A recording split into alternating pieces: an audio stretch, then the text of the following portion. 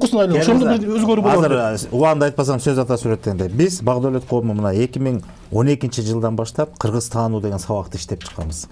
Эми сабак деп коелучу мындайча айтканда. Өзүнчө программа, бул окуу тарбиялык программаны ошол же кыргыздын тарыхынан, сан жырасынан, маданият, салт, сана, үрп-адат баарын, түшүнүктөрүн, баягы жашоодогу ордун баарын иреттеп туруп, ушуну окутуп, мектептерде, жогорку жайларда, колледждерде, ал түгүл мамлекеттик мекемелерде болгондо дагы билим берүү, жанагы кесипти жогорулатуу боюнча билим берүү мекемелери бар. Мамлекет күч түзүмдөрүндө дагы.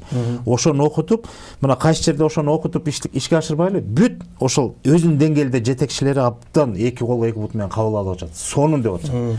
Эми ушуну мамлекеттик деңгээлде ишке ашыралыбы деп эле баарыбы эле анан жанагы чоң жетекчилерге жеткенде эле бүттү. Токтойт маселе.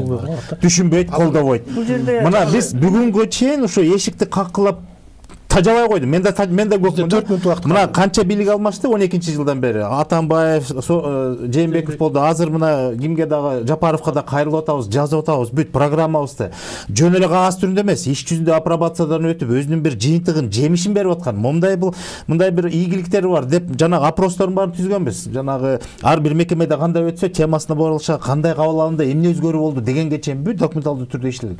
Ошонун баарын берсек, ошону эми илгери үмүт азыркы жетекчибиз башчыбыз эгер буга маани берип кабыл алса, ушуну ишке ашыра баштасак, бир топ жылыш болот.